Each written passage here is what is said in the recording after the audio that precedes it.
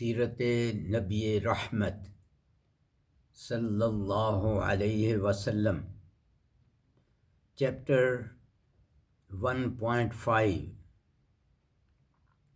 رسول اکرم صلی اللہ علیہ وسلم کی نبوت کی خصوصیات۔ نمبر 1، رسول اکرم صلی اللہ علیہ وسلم خاتم النبیین ہیں۔ نمبر 2، ایک صحابی نے آپ صلی اللہ علیہ وسلم سے مؤدبانہ پوچھا، آپ کب سے نبی ہیں؟ آپ صلی اللہ علیہ وسلم نے فرمایا، میری نبوت اس وقت بھی تھی جب ابھی حضرت آدم علیہ السلام کی مٹی، طین اور روح کو اکٹھا نہیں کیا گیا تھا۔ جب ابھی حضرت آدم علیہ السلام کی مٹی یعنی طین کو اور روح کو اکٹھا نہیں کیا گیا تھا۔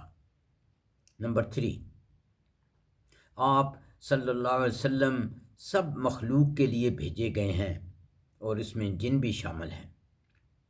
مثلاً اللہ تعالیٰ فرماتے ہیں سورۃ سبا آیت نمبر 28، وَمَا أَرْسَلْنَاكَ إِلَّا كَافَّةً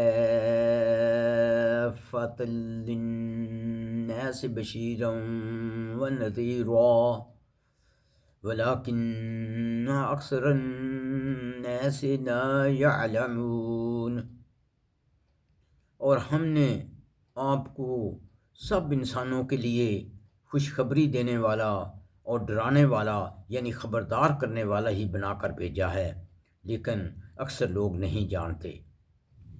اور یہ بھی فرمایا کہ آپ کا پیغام سب جہان والوں کے لیے ہے۔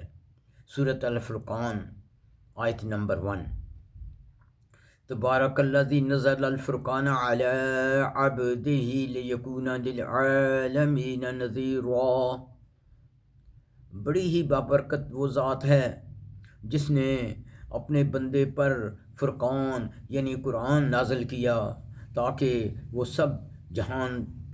سب جہان والوں کے لیے ڈرانے والا، آگاہ کرنے والا بن جائے۔ بلکہ پہلے انبیاء کے لیے بھی حکم ہے کہ اگر آپ صلی اللہ علیہ وسلم کا زمانہ پا لیں تو آپ پر ایمان لائیں اور آپ کی مدد کریں۔ سورہ آل عمران آیت نمبر 81 and 82۔ اور یاد کرو جب اللہ نے تمام انبیاء سے پختہ عہد لیا کہ جب میں تمہیں کتاب اور حکمت عطا کروں، پھر تمہارے پاس وہ رسول آ جائے، وہ عظیم رسول آ جائے جو اس کتاب کی تصدیق کرتا ہو جو تمہارے پاس ہے، تو اس پر ایمان لانا ہوگا اور اس کی مدد کرنی ہوگی۔ اللہ نے فرمایا، کیا تم اقرار کرتے ہو اور اس پر میرا عہد قبول کرتے ہو؟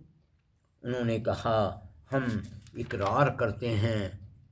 تو اللہ تعالیٰ نے فرمایا، تو تم گواہ بن جاؤ اور میں بھی تمہارے ساتھ گواہ ہوں۔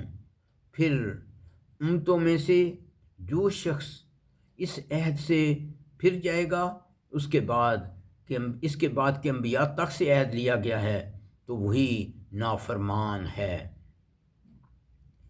نمبر 4، آپ صلی اللہ علیہ وسلم نے فرمایا کہ مجھے 5 چیزیں ایسی عطا کی گئی ہیں کہ مجھ سے پہلے کسی نبی کو نہیں دی گئیں۔ ان میں سے ایک یہ ہے کہ دشمن کے دل میں 1 مہینے کی مسافت پر میرا رعب ڈال کر میری مدد کی گئی ہے۔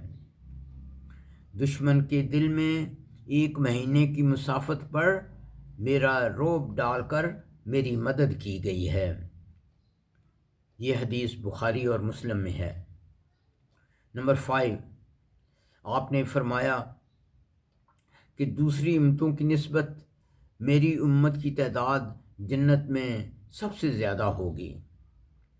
بخاری میں درج ہے، آپ صلی اللہ علیہ وسلم نے صحابہ کرام سے پوچھا، کیا تم پسند کرتے ہو کہ تمہاری تعداد جنتیوں میں 1/3 ہو؟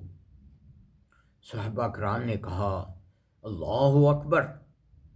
پھر آپ نے فرمایا میری امت کی تعداد جنتیوں میں 2/3 ہوگی۔ آپ نے یہ پیشین گوئی اس وقت فرمائی جب ابھی تقریباً 1500 لوگ ایمان لائے تھے، اور یہ خوشخبری صرف تقریباً 50 صحابہ کرام کو دی جا رہی تھی۔ آج کل اگر دنیا میں مسلمانوں کی تعداد اور یہودیوں اور نصارہ کی تعداد کا مقابلہ کیا جائے تو یہ پیشین گوئی واضح ہو جاتی ہے۔ نمبر 6، آپ صلی اللہ علیہ وسلم کو سب سے بڑا معجزہ یعنی قرآن کریم عطا کیا گیا، کیونکہ اس معجزہ کو ہر شخص قیامت تک اس کا مشاہدہ کر سکتا ہے، جبکہ دوسرے انبیاء کے معجزے صرف اور صرف اس وقت کے لیے تھے۔ نمبر 7، اللہ تعالیٰ نے آپ صلی اللہ علیہ وسلم کو معراج عطا کر کے اپنے پاس بلایا، جبکہ موسیٰ علیہ السلام نے اللہ تعالیٰ سے کلام زمین پر کیا۔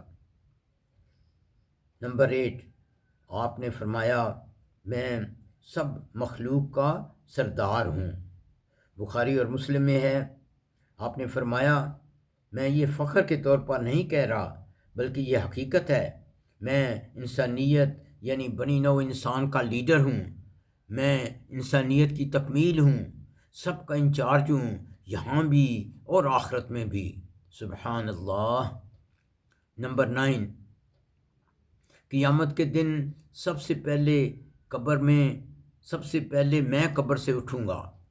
قیامت کے دن سب سے پہلے میں قبر سے اٹھوں گا، یعنی میں الحاشر ہوں۔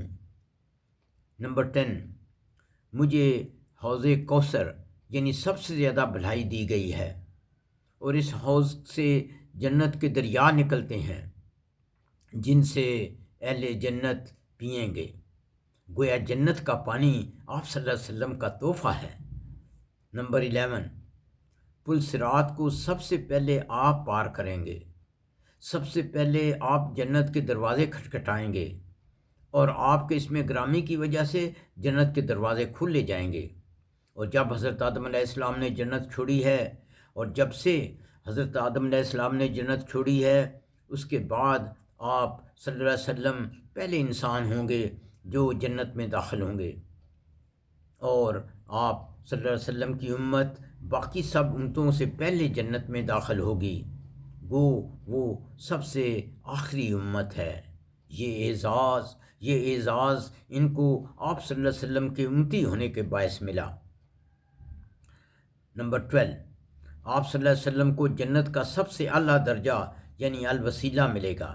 آپ نے فرمایا کہ جنت میں ایک سب سے اعلیٰ درجہ ہے جس میں اللہ تعالیٰ کا صرف اور صرف ایک بندہ ہوگا۔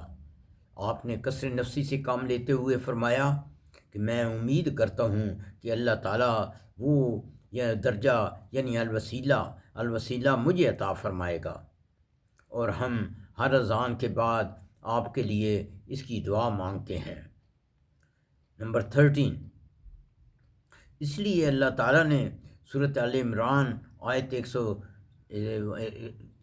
164 میں فرمایا ہے لَقَدْ مَنَّ اللَّهُ عَلَى الْمُؤْمِنِينَ إِذْ بَعَثَ فِيهِمْ رَسُولًا مِّنْ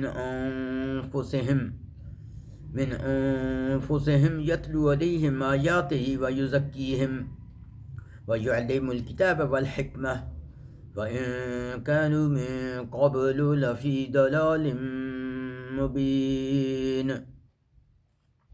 بلا شبہ اللہ تعالیٰ نے مومنوں پر احسان فرمایا کہ انہی میں سے ایک عظیم رسول بھیجا، وہ انہیں اللہ تعالیٰ کی آیات پڑھ کر سناتا ہے، اور انہیں پاک کرتا ہے، اور انہیں ظاہری اور باطنی گندگیوں سے پاک کرتا ہے، اور انہیں کتاب اور حکمت یعنی حدیث سکھاتا ہے، اور یقیناً اس سے پہلے وہ کھلی گمراہی میں تھے۔